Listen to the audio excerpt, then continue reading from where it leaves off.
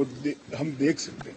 मान्यवर, भारत की संस्कृति और रामायण को अलग कर कर देखा ही नहीं जा सकता। कई भाषाओं में, कई प्रदेशों में और कई प्रकार के धर्मों में भी रामायण का जिक्र, रामायण का अनुवाद, रामायण से बनी परंपराएं और रामायण को अपने राष्ट्रीय चेतना का एक आधार बनाने का काम हुआ है। कई सारे रामायणों का उल्लेख है। संस्कृत में वाल्मीकि रामायण, आध्यात्म रामायण, आनंद रामायण, अवधी में रामचरितमानस, ओडिया में 13 प्रकार के रामायण, तेलुगु में रंगनाथ रामायण, रघुनाथ रामायण, कन्नड़ में कुमुदेन्दु रामायण, तोरवे रामायण, बतलेश्वर रामायण, असमिया में कथा रामायण, सप्तकांड रामायण और शंकरदेव ने भी वरगीत के अंदर रामायण का वर्णन किया। बंगला में भी रामायण मिलेगा, कश्मीर में भी राम अवतार चरित मिलेगा, बौद्ध परंपराओं में भी हनुमान जातक में रामायण का जिक्र मिलेगा, मैथिली में भी रामायण है, पंजाबी में गोविंद रामायण है। इतना ही नहीं, ओवैसी साहब चले गए, मुल्ला मसीही ने भी रामायण मसीही लिखकर सबके लिए इस आदर्श को प्रस्तावित किया है। कई सारे देशों में भी रामायण को स्वीकारा है और एक आदर्श ग्रंथ के रूप में प्रस्तावित किया है। विदेशों में नेपाल, जावा, इंडोनेशिया, कंबोडिया, तिब्बत, ये सभी देश भाषाओं में रामायण का अनुवाद भी हुआ है और उससे प्रेरणा भी ली जाती है। हमारे यहाँ आदिवासी जीवन भी एक प्रकार से अलग संस्कृति से, अलग परंपराओं से रचा बचा।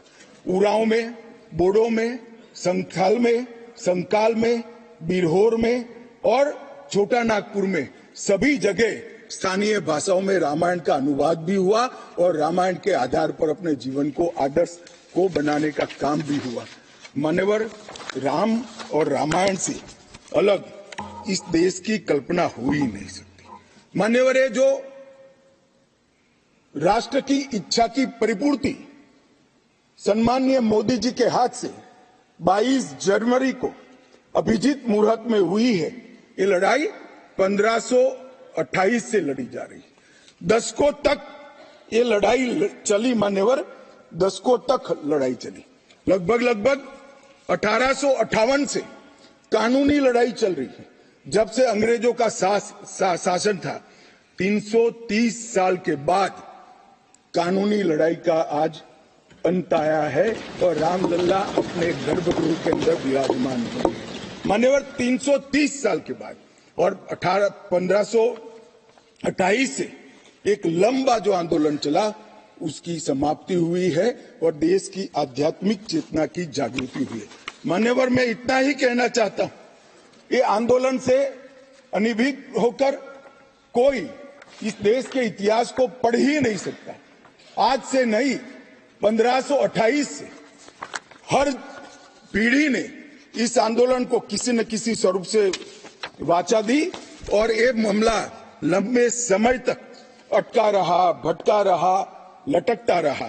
आज मोदी जी के समय में ही इसको परवान चढ़ना था, इस स्वप्न को सिद्ध होना था और आज देश स्वप्न सिद्ध होता हुआ दिखा है। मान्यवर, राम जन्मभूमि का जो इतिहास है ये बहुत लंबा है। अनेक राजाओं, संतों, निहंगों, अलग अलग संगठनों और कानून विशेषज्ञों ने ये लड़ाई में योगदान दिया है।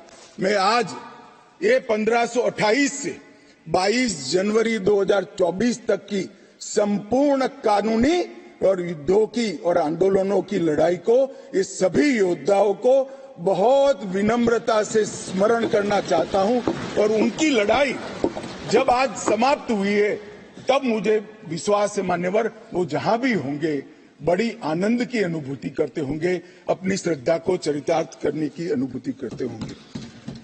गिलहरी के समान कई लोगों ने अपना योगदान दिया और मान्यवर, ये राम सेतु जो बनना था 1528 से 22 जनवरी 2024 तक का, ये सेतु का भूमि पूजन भी नरेंद्र मोदी जी ने किया और प्राण प्रतिष्ठा भी नरेंद्र मोदी जी के।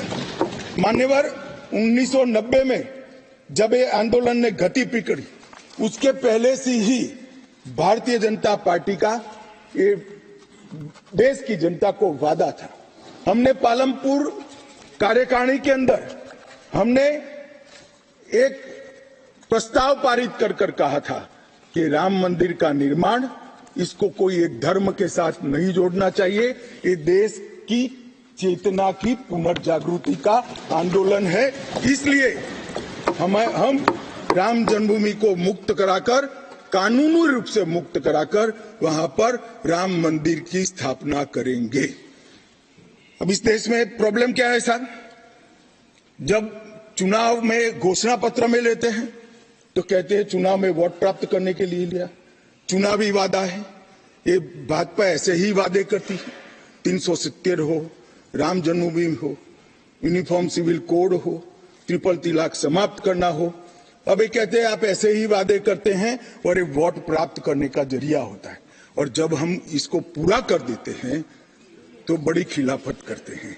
मैं आज भी कहता हूं, भारतीय जनता पार्टी और हमारे नेता नरेंद्र मोदी जी मान्यवर जो बोलते हैं, जो कहते हैं, वो करते हैं।